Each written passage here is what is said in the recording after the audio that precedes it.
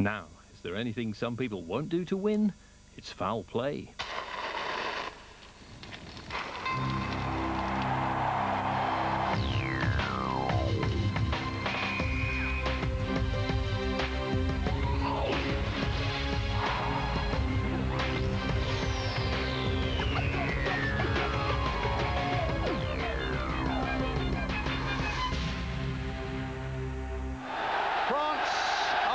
Champions.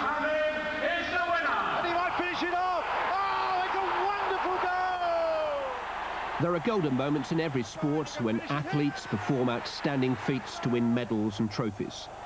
But the prizes are so tempting that there are those who will go against the rules or the spirit of the game to win by any means necessary. Tonight, we reveal the gamesmanship and the scams and the outright cheats. The truth about foul play.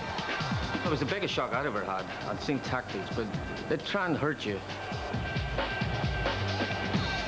The one thing about footballers is they do bear grudges. He got done for bringing the game into disrepute, and I got away with it. It was probably the nastiest, ugliest incident of the decade.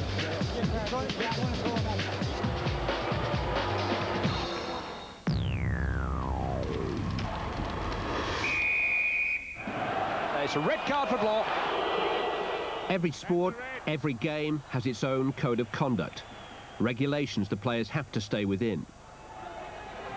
But sport is competitive and demanding. It pushes people to the edge both physically and mentally. When passions rise, emotions take over, and the rules can be forgotten. Many athletes base their concept of self on whether they win or lose. In fact, for many athletes, defeat is worse than death. Oh, Hunter, a bad tackle there on Ron Davis. Norman Hunter's reputation as a hard man lives on today, almost 20 years after he retired. He was known as the defender who'd bite your legs. And Hunter having a go at Rivera. And Soriano coming in, and somebody's got to go. Mayhem on the pitch. But it didn't happen very often. But when it did, you've just gone. The brain's away. You don't really know. And sometimes I look back and think, that ain't me. I never did that. But he did. And the guy had a tap at me at the back, and then he had another go at me, and then I knew I'd lost it. Then there was a lot of problems, and somebody jumped at me, then caught me with their studs, and then there was fights, and I got sent off. With Norman Hunter, and what a sad end for Leeds United. When the red mist descends, a form of sporting madness takes hold. England versus South Africa's Eastern Province. It's been a dirty game, but for England's Tim Rodber, there's one punch too many. Field going down, Melee going down. Now watch in picture right out to the left. There are the two players. Rodber getting in a super left hook, and then the Eastern Province guys in. Rodber was not to be stopped.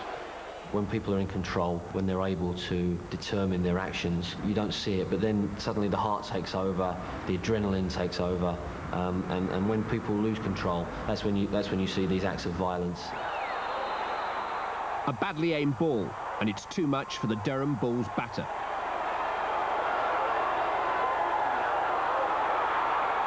The ensuing ruck saw 10 players ejected from the game. A pitcher from the Salem Warthogs ended up in hospital. People lose control because they're thwarted in their particular goal at that particular time.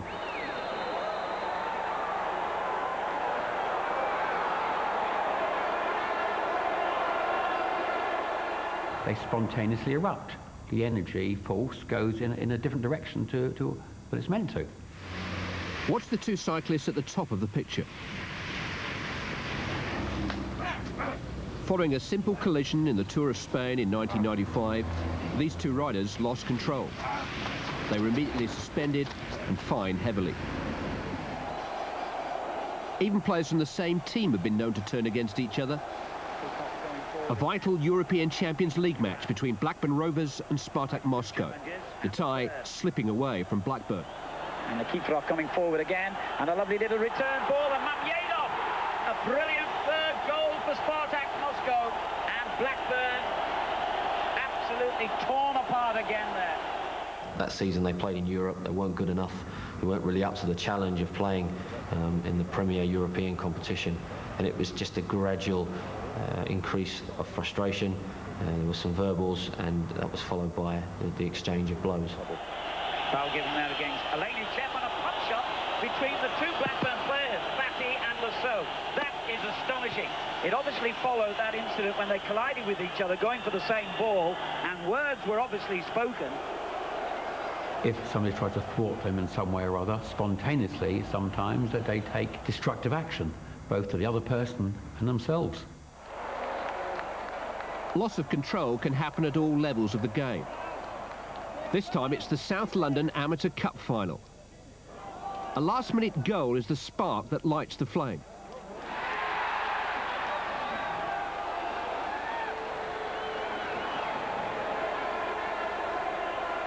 It starts with a scuffle, but in the end, even the managers become involved in a mass brawl.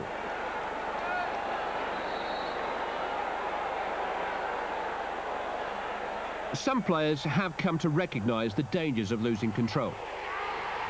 I was told very early on when I was a young lad, there's no point really in going out to kick someone, because then you might get sent from the field. If you really love the game of football, you know, then the person who you're actually cheating is yourself.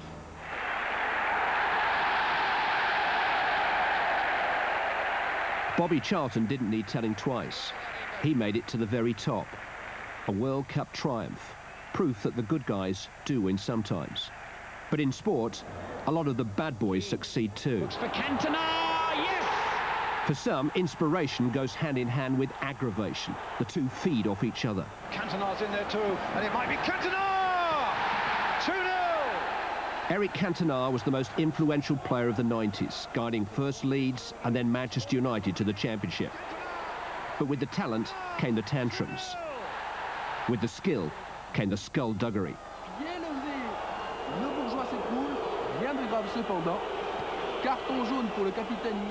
You didn't know whether the next minute he was going to beat three players and score a great goal, or put it in the top corner of the net, or he was going to walk away and chin the centre half.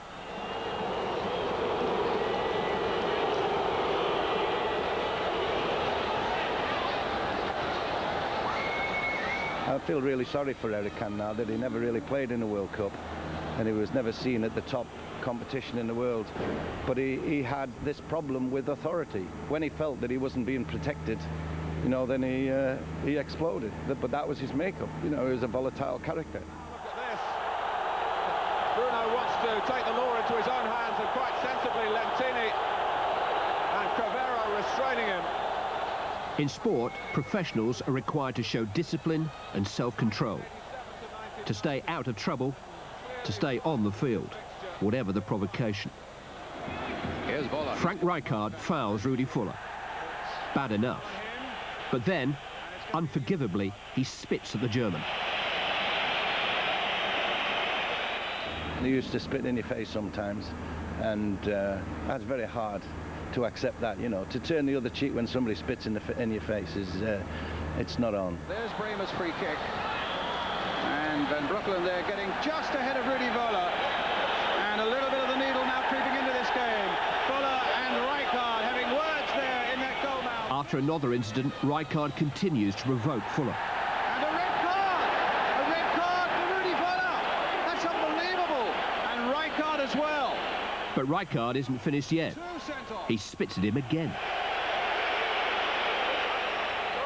I mean, I seen Jack Charlton chase a goalkeeper along the byline. We played Valencia one night at Ellen Road, and Jack used to stand in front of the keeper, and again the keeper spat in his face, which nobody likes, and Jack turned, and when the keeper saw the look in his eye, he automatically started running towards the corner flag, and it was quite hilarious seeing Jack chasing after him, and he caught him, of course, in the corner flag, because the keeper had one choice: he either jumped into amongst our fans or he turned and faced Jack. Well, of course, you know, there was all hell let loose.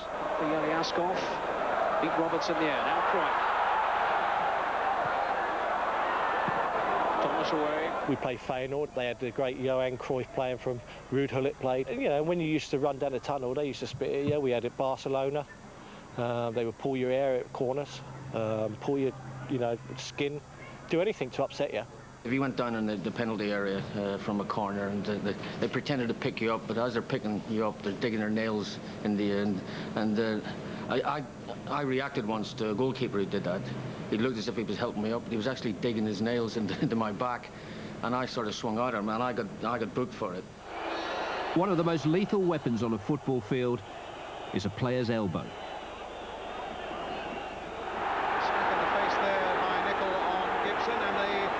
I still wake up some winter mornings with a stiff jaw from that day back in, it was probably about 1984, I think. And I don't know whether it was headbutt or an elbow, but I did get smashed with something. But some players don't need anything to go down.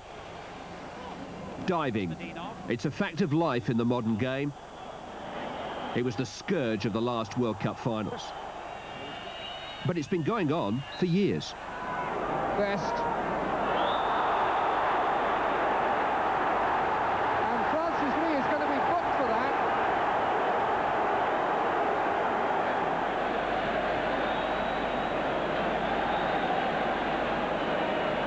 And he's suggesting absolutely graphically that it was a dive. Ronnie Lee was, his nickname was Lee One Pen, because apparently one season he I don't know how many, he got about 20 penalties or something, and we gave him a little bit of stick saying he was diving. Even dear old Marshy admits that if he had a chance of going down and diving, he'd do it. I mean, and that's the way it was. It was professionalism from our point of view. It was cheating. That's the weight on Lee's shoulders, and it doesn't worry him in the least. The tricks of some players are becoming so sophisticated that it's becoming more difficult for a referee to spot exactly whether it's a true foul or it's a one which has been simulated.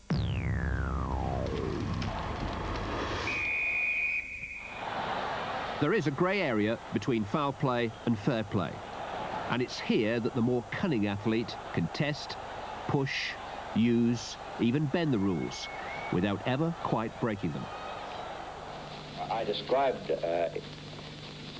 Greg Chappell's actions as an act of cowardice, which I believe it was, and I thought it was most appropriate that the Australian team was dressed in yellow. These pictures have become infamous. It was just an ordinary one-day international between Australia and New Zealand. It became a major diplomatic incident. This particular instance was in a one-day game. A six had to be hit off the last ball for New Zealand to gain victory in that particular game. Greg Chappell ordered his brother, actually was the bowler at the time, to bowl one along the ground.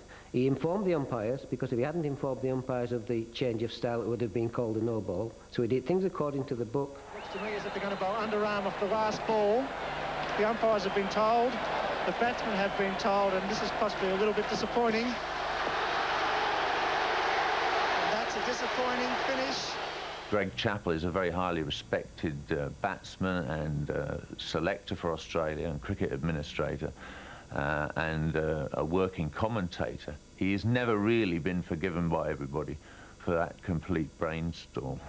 Such is the embarrassment caused by the incident that even now, almost 20 years later, the cricketing authorities still don't want it to be shown in Australia. And that's a disappointing finish.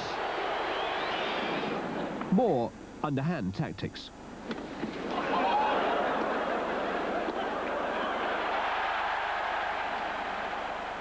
Michael Chang serving underarm to Ivan Lendl in the 1989 French Open. He didn't break any rules either. People will push the rules, bend the rules to the limit in order to gain success. You had John Beck at Cambridge a few years back, and he was regarded as the master of gamesmanship there because some of the things he did were quite amazing, really. Oh yeah, it's definitely mad. He's got a bit of a screw loose, but he's an oddball. In the same vein, he's very professional. And here's Philpott again, and there's the goal.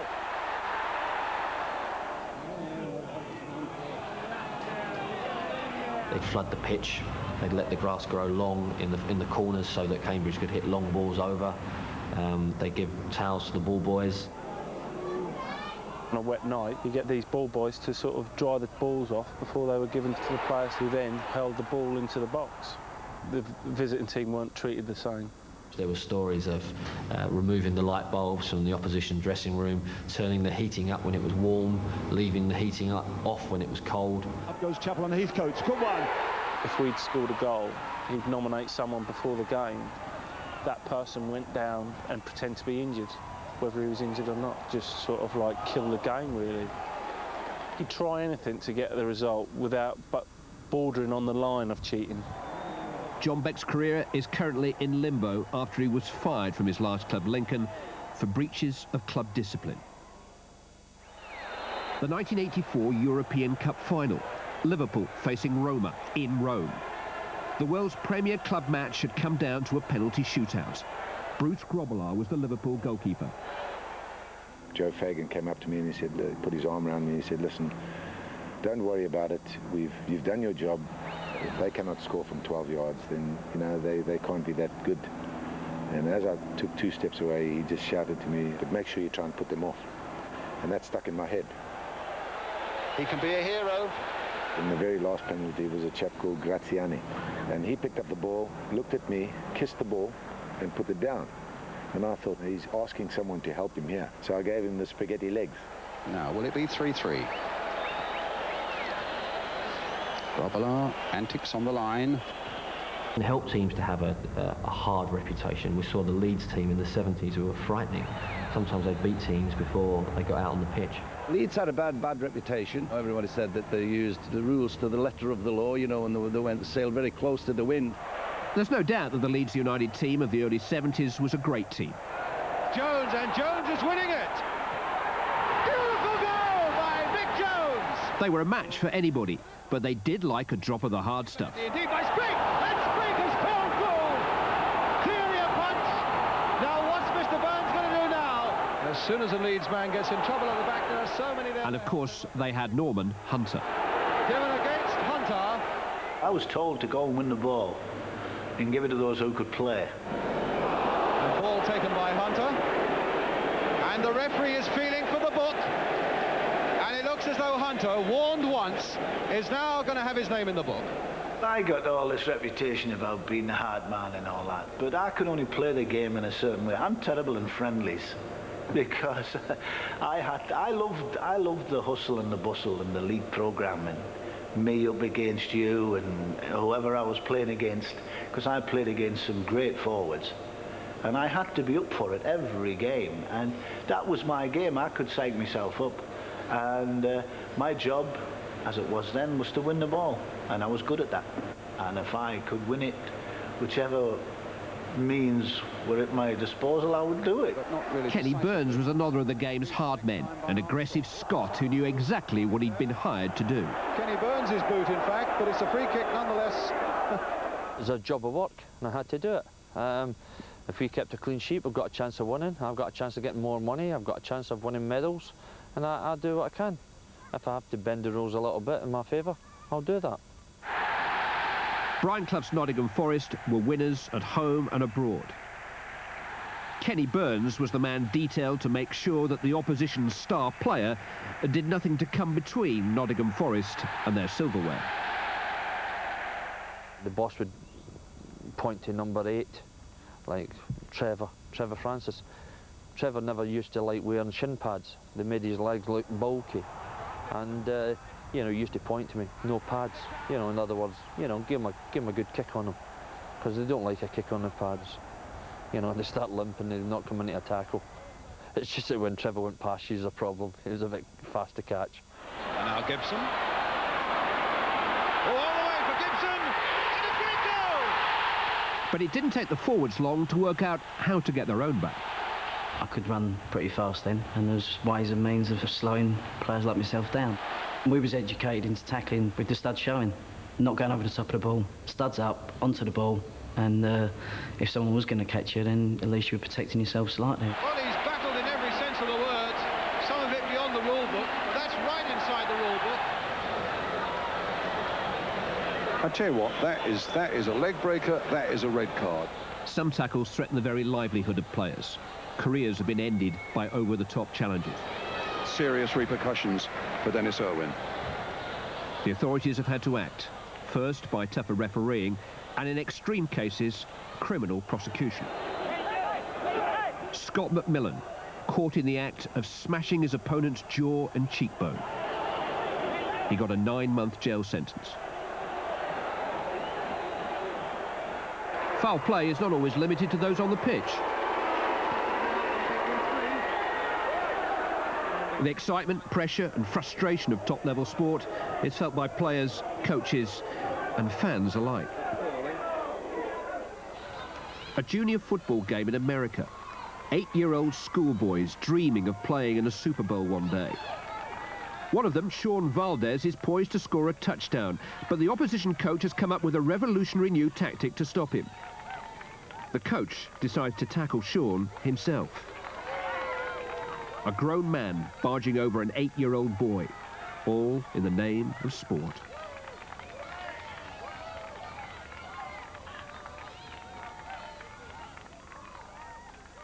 Aggressive players on the field, you know, are mirrored by aggression in the fans off the field. He's in trouble.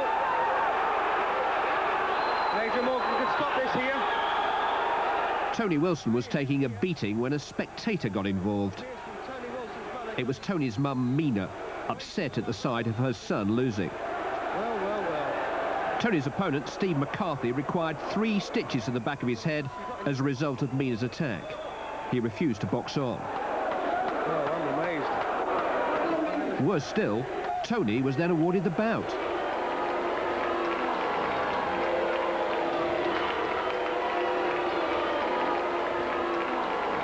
So Louis Veach wins in 2 rounds. Here in Batley, Louis Veach has just beaten Adi Benton when Adi's brother decides it's time to take things into his own hands. Look at this week. What's going on here? What an idiot. This time the verdict remained unchanged.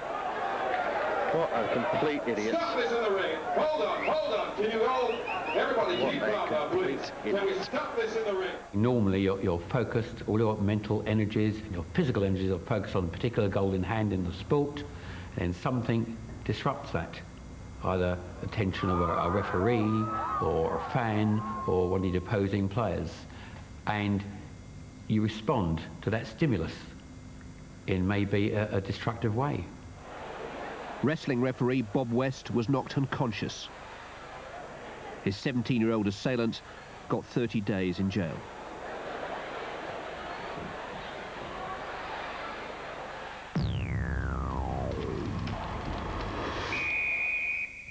Hammered is the winner. And there it is. What a penalty. Oh, there we go. Circus clown to the end, isn't he? Oh, how about that one? I think he's going to annoy as many people as he's going to please. All right, we've all seen it, son. Get somebody else on. Supreme confidence. Nobody knows quite where it comes from, but all the great performers have it. There's no mention of confidence in the rules of sport, though.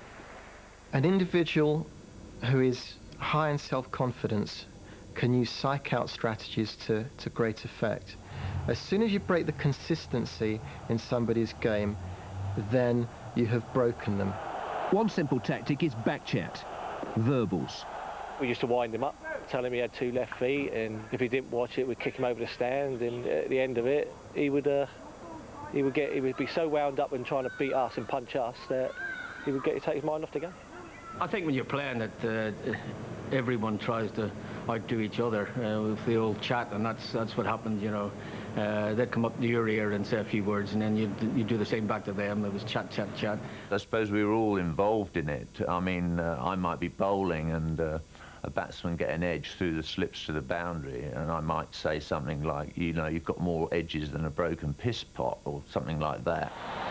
The Australians had it down to a pretty fine art, and at times that was not for family viewing. They might say something like, you're getting so near square leg, you're going to slip in your own excrement, but they wouldn't use the word excrement. Arrogance, showmanship, mind games. They're as much a part of the makeup of a champion boxer as his ability.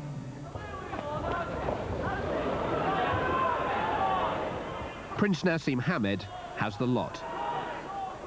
For me to mentally beat an opponent mentally, it's a really big thing for me.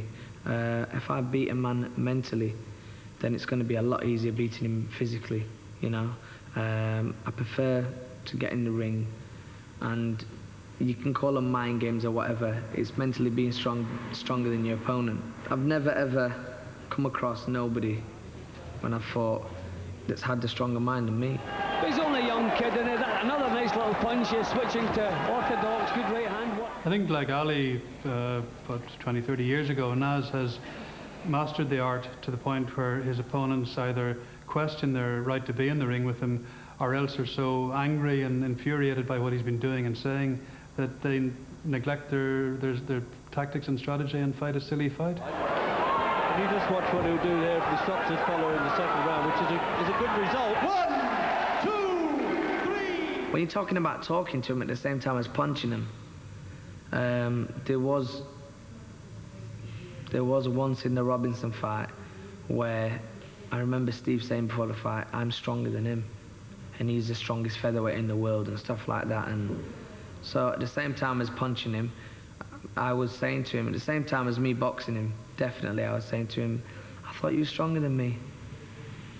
I thought you were stronger than me.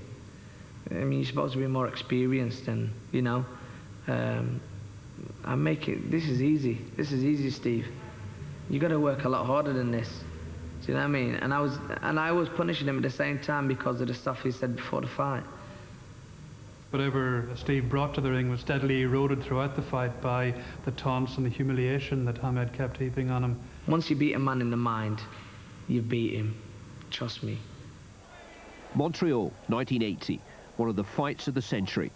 The artist, Sugar Ray Leonard, versus the street fighter, Roberto Duran. Duran is probably the finest pure fighting animal that I've ever seen in the ring. This man, Duran, he really does intimidate opposition. There's one fight early in his career, not for a title of course, where he knocked a guy out and the guy's girlfriend got in the ring and he knocked her out. The champion, Leonard, started favourite. Light on his feet, quick with his hands, he was expected to dance Duran into exhaustion and submission. Leonard was the golden boy, the Olympic champion, the matinee idol. He could do nothing wrong. It was a wonderful contrast in personalities, and Duran used the difference in their personalities as a weapon. Scheduled. In the days leading up to the fight, Leonard's trainer, Angelo Dundee, felt that his fighter had lost some of his poise. Duran had insulted Leonard's family. For Sugar Ray, it had become personal. What happened to him psychologically, he got broken down because Duran taunted him in front of his wife. Gonna kill him, I'm gonna kill him. You know, he was speaking, he couldn't speak English. And he was giving this kind of stuff in front of his wife. Said, I'll show this sucker, I'm gonna beat him up. And I couldn't get it out of his head to box him. And just look at this, what a payoff this is going to be. Ray wanted to beat him up. Back alley stuff. Can't do that. You gotta beat a guy with what's you're supposed to do. Too late for a knockout now. The bell would go, of course, if there was a man down. What a flashy finish. Angry, Leonard had decided to fight Duran. There it is, it's all over. The champion abandoned his usual boxing style in favour of a toe-to-toe brawl. Duran beat Leonard by making Leonard fight on Duran's own terms, by making him stand and brawl with Duran, which was Duran's game. He was the master brawler. And Roberto Duran's won it. Duran put Sugar Ray Leonard at a disadvantage even before they climbed through the ropes. The sporting greats can do that. Their reputation alone intimidates opponents. Cleveland, Ohio. It was here that the life of a sporting legend ended on December the 11th, 1980. Stella Walsh was 70 when she was murdered in a parking lot for $13 in loose change. Her life and sprinting achievements shrouded in mystery for over half a century. The women's 100 meters. Hilda Strike of Canada breaks fastest and leads for a while. But Stanislava Volosovic, Stella Walsh to you, wears her down and wins by 6 inches to equal the world's record of 11 9/10 seconds. Stella Walsh was the Flojo of her day, the greatest track star of the pre-war era. Queen not only of the sprints, but also the long jump and discus too. In the history of world athletics, and we're looking back a long time, Stella Walsh was extraordinary, not only for winning an Olympic gold medal in the 100 meters in Los Angeles in 1932, and getting a silver in 1936 in Berlin, but because she set 14 world records. I'm very happy to have won this title for my homeland, especially because it was in world record time. But all the glittering prizes couldn't silence the gossips. In the era before steroids, there could only be one other explanation for her startling performance and powerful physique. Was Stella Walsh really a man? Stella Walsh did have some manly characteristics. I mean, she had a strong body, strong arms, features that were somewhat manly features, but then she also had features that were females' features. I think if you look at Stella Walsh's legs or her upper body, you would see that she looked like a female. I think if you looked at her arms, her face, you would say she looked something like male. Her tragic death provided the chance to set the record straight. At the autopsy, the coroner found Stella Walsh suffered from a chromosome abnormality that made her of indeterminate sex. She was part male, part female. If it had happened in this day and age, this type of a mosaic pattern would be discovered at the time of birth. And then the physicians would talk to the parents, and a decision would be made as to how they want to raise this child, as a female or a male. Unfortunately, Stella Walsh was born at a time where these opportunities and these medical advances were not available. So she lived the way she was born. She probably could have lived as a man because it was a mosaic pattern and indeterminate sex. Although the question of Stella's gender has been resolved, the advantage it gave her on the track is still in question. Despite a media campaign to strip her of her titles, she remains an Olympic champion. After the break, how a razor blade was used to give Chile the edge in a vital World Cup qualifier. And the boxers who just can't keep their hands off each other.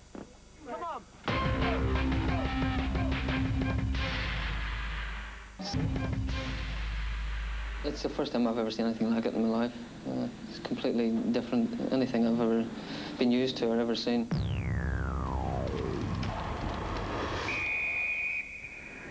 In 1968, Manchester United, as champions of Europe, faced the Argentine team Estudiantes for the World Club Championship. The first leg was played in Buenos Aires. For George Best, the game stands out, but for all the wrong reasons. Well, it was the biggest shock I'd ever had. I'd seen tactics, but they try and hurt you. A couple of the players, certainly myself, came off with an injury by one of the players that was really unnecessary. It was something that happened after the ball. They weren't interested in playing football. The idea, I think, was to get as many of our players off the pitch as possible. And if I remember it, I think nobody was sent off in the first game. Estudiantes won the first leg 1-0. But the Manchester United players, their fans, the visiting British press corps were not impressed. It was a vile match. It was violent, intimidating, provoking, time-wasting, call it what you might. This is what the match was like over there. The scene was set for the return leg a week later in Manchester. Do you want banning from football, all Argentinians? We want to see football. We don't want to see animals like they are. We want to see good football. Estudiantes in a workout for Wednesday's game at their training ground in Cheshire. I used to live at Lim, and the Estudiantes team stayed there for the second leg. And of course, we'd been saying, oh God, what a set of players these are. Wait till you see this. And when they came to Lim, my little village, they were absolute angels. Even the milk float, my wife said, the milk floats going past, and it had Argentinian streamers on it, you know, like, and we felt as though we were the bands at the end of the day. And the PR that they did leading up to the second leg here was absolutely sensational. You got to hold your hands up. And as soon as the whistle went for the second leg here, bang, in they went again. One guy, I can't remember who it was, all he did was follow me around the pitch and kick lumps out of me, the same as he had in the first game. We knew we weren't going to win because they weren't going to let us. They were going to stop us any way they could, and I did snap and I just smacked somebody. I walked off even before the referee sent me off. I knew that was it. that was one time I did react quite viciously. Sport is all about rivalries. Some bring out the best in fellow competitors, others the worst. A rain-swept rooftop in central London, and journalists assemble for a press conference to publicise the forthcoming fight between British boxer Herbie Hyde and America's WBO champion Michael Bent. Have you got enough? It was a fight that was to start rather sooner than anybody had expected. If you're as good as you look, Michael, you'd be beating Tyson, but you're not, so I wouldn't bother looking at you. But easy, easy, man. Put it down, put it down. Come on! Hey, go! Come on! Hey! They were fighting so badly and wrestling on the floor that it had to be real. In other words, it became a push-shove straight out of a local bar. Though, of course, neither was drunk. And that's how informal fights begin. Come on, break it up, break it up, break it up! Almost like two ladies with a handbag hitting each other. And I just thought, oh dear, it's all got out of control, and I could see the promoter going pale. This wasn't what he wanted. They were due to fight at Millwall, not in the West End Hotel. Blood clot, you man. Herbie Hyde won the rematch and his first world title with it. What is condemned in some sports as foul play is condoned in others as being part of the game. Ice hockey is known as much for its fights on the ice as for its high-speed action. The fans expect to see a punch-up, and they're rarely disappointed. Fighting is accepted in ice hockey because it is a contact sport, and sometimes, you know, your emotions and your, you know, desire to win really get, you know, pushed to its maximum, and sometimes conflicts happen, and the best way to, you know, to dissolve that, your energies, is just have a little fight with a player on the other team. Ice hockey players don't wear helmets just for the fun of it. It's hand-to-hand combat, man against man. And for Hilton Ruggles, there's one man in particular. Yes, Ryan Kumo. We've had a few altercations over the past 7 or 8 seasons. Well, the altercation that Ryan Kumo and I had started the shift before that. He was just going to play the puck, and I came in a little bit high on him, and one of my gloves got up around his ear. And he got a little bit upset with that, so then we carried on. We got in the penalty box, and things got out of hand. It's nothing personal.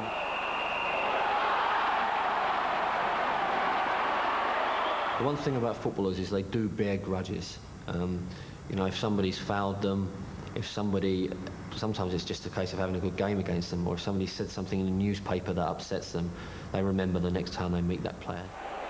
One of the most notorious personal duels of all was Norman Hunter versus Francis Lee. And a fight going off the ball between Hunter and Lee. The fists were flying. Franny had a little dive for a penalty, and really, I shouldn't have done it, and I got the red mist again, and I went for him, and he went for me, and then we ended up having a throw a few punches. Then we both got sent off. Norman Hunter's name going in. And the referee is waving the other players away. And Lee is booked also. And I'm wondering if he sent them off, because they're wandering away to the far side of the field. And it looks to me as if it's broken out again. It's broken out again, and now this time a complete free-for-all. As we're going off, we started again. The sad thing for Franny was that he didn't really do that much wrong, and he got done for bringing the game into disrepute, and I got away with it. So, but we're all right now. Last time I saw him at Manchester City when he was chairman, I was walking up the steps, and he said, "Norman," and he stood with Midgley. Neil Midgley, he said, "Norman, the boardroom's free. That's me and you go in there and finish that fight," he said, "and see who wins." And then I just laughed about it, and that was it. It happened.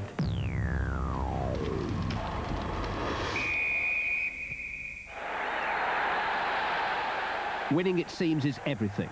And the very tools of the athlete's trade, the sports equipment itself, offers yet another opportunity to get an unfair advantage.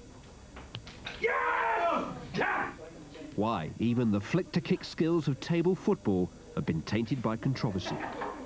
I've seen some shocking things in table football over the last 8 to 9 years. I was the president of the Worldwide Subbuteo Club, and I went to the final, and they told me that in one of the earlier rounds the Germans had been disqualified because one of them had put an extra layer of lead on the goalkeeper to make him just a little bit bigger. Equipment Obviously can be manipulated in many ways. Manipulation of figures is the most common form of cheating. They can be weighted down with forms of glues and weights. The figures can be stretched, i.e. the goalkeeper figure can be stretched, the arms, by means of heating it up, therefore creating irregular heights and widths. The Italians were time wasting. They were time wasting in Subbuteo. You know, they were playing against the clock. It was absolutely fantastic. And I wasn't disappointed. I just thought, well, life's life, isn't it, you know? When I see people cheating, I usually point them out and say, hey, stop, you know, this is not the done thing. Portray the game as it should be portrayed, in a fair and honest and sporting way. Otherwise, there's no point in you playing. While an extra lick of paint suffices in table football, it's a razor blade to reach the 1990 World Cup finals. The pressures around the World Cup were very apparent when, in qualifying between Chile and Brazil, Chile were losing and about to get out of the World Cup, and suddenly a flare came on from the terraces, and the goalkeeper decided to lay flat out in his goal mouth. With blood streaming from his face, Roberto Rojas, the injured goalkeeper, was led off the pitch. The rest of the Chilean team went with him. It looked like there would have to be a replay. But a high-level FIFA investigation revealed that Rojas hadn't been hit at all. While everybody was looking at the flare, the keeper deliberately cut his face with a razor blade that he'd stashed away before the game. Rojas was banned from international football for the rest of his life.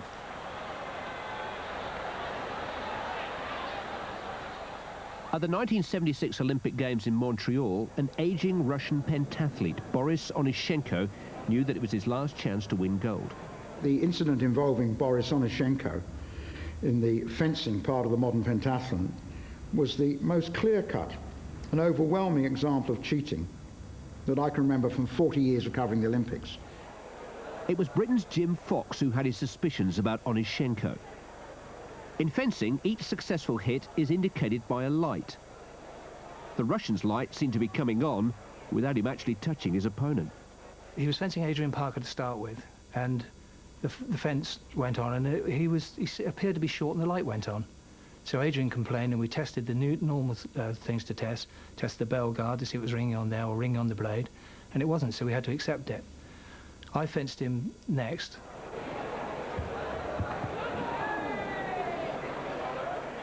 And as he stepped in, I stepped in as well, picked up his blade in high six, he was left-handed, and slammed it into his chest.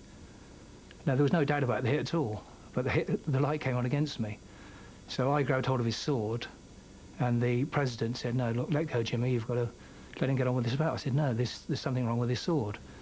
So they came along and they took it, and about 2 hours later, somebody had taken the leather binding off the handle, and they found a micro switch. It's just like a light switch. You press the leather, and it goes down across both wires and completes the circuit, so a hit goes on against you. Immediately the result came out that he had a micro switch in his handle. He was led away to the harbour, where there was a Russian ship, and that's the last we saw of him. It showed clearly such premeditation. He'd gone away and worked on this, and he was prepared to have the heart to walk into an Olympic area. How did he feel when he walked in there? Incredible. Cheating nearly deprived Jim Fox of a gold medal. But for boxer Billy Collins Jr., the loss was much greater. And in the blue corner, undefeated in 14 fights, Billy Collins. It was a big fight night at New York's Madison Square Garden. Billy Collins was an unbeaten welterweight prospect, a very good young fighter. Hadn't quite made the breakthrough into world rankings yet, but he wasn't far away from it. And now in the red corner, Louis Resto. He was matched with a guy called Louis Resto, who was a good, tough journeyman fighter. Well, you can see right away they came to fight. Oh, yeah. You can see it. It's the kind of guy you have to beat if you're going to get into world class. On the night of the fight, Billy Collins Sr. was in his son's corner, confident of victory. He couldn't understand why his son was in trouble so soon. Why you getting your blade back here? I'm tired of it, man. How you feeling? Come on. No, he's tired too, man. He's tired. He's getting tired too, right? And Collins took the most fearful beating. I mean, it was a career-ending beating. His face was butchered. I mean, his cheekbones were smashed. He took a fierce, unmerciful beating. All right, that's it. That's it. He's saved. Look at that. I bet they get up and give him a big hand, the whole place. Despite taking such a battering, Billy Collins Jr. was still standing at the end of the 10 rounds. The decision went to Louis Resto, who then came over to the Collins corner.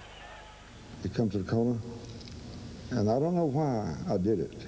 He reached for his hand to shake my son's hand, and I reached for it myself. He went over to congratulate Resto on his victory and tapped him on the glove and felt, knuckles where there should have been stuffing. Huh? You can't hold the commissioner. All the pens on him damn glove. All the pens on him goddamn glove. He didn't have any padding in the glove. They gave themselves a physical edge, an unfair physical advantage, by removing the stuffing from the gloves. It was probably the nastiest, ugliest incident of the decade in boxing. I don't think I can recall a fighter in worse shape after a 10-round fight than Billy Collins was after 10 rounds of being pounded by what were effectively Louis Resto's bare fists. I mean, his face was smashed. It was pulp. There's no other word for it. I mean, it looked like he'd gone through the windscreen of a car. Both Billy's opponent, Louis Resto, and his trainer, Panama Lewis, were jailed for their part in the scandal. It's like the cartoon equivalent of the horseshoe and the glove. It's something that just shouldn't be done. And in Collins's case, it had fatal consequences because Billy went completely off the rails. Boxing, it was his life, and suddenly his career had been taken away from him. He drank very heavily, and within a year was dead. He had no quit in him. If he had quit in him the night of the fight, he'd be alive today. We see how long. Deaths are rare in sport, but pressures are not. Everyone loves a winner, whatever it takes. The demands on players and on managers and on coaches and on clubs for success means, that sometimes they just cross the line, between what is fair and what's not fair. On school playing fields the world over, the sports stars of tomorrow are imitating the heroes of today. Never mind the taking part. I think winning has become the be-all and end-all for a lot of teams now, and that's not just at the highest levels. I think we see signs of that even in schoolboy football, in youth football. We've got a lot of pot hunters now, and that's a sad trait. France are the world champions, and the flashlights around the Stade France go glittering away. It's not just about the trophies anymore. Losers can become outcasts, winners can become millionaires, whether by fair play or foul. Foul play has been around as long as sports has been in existence in all nations. It's an inherent part of human nature and will always exist where there is competition between people.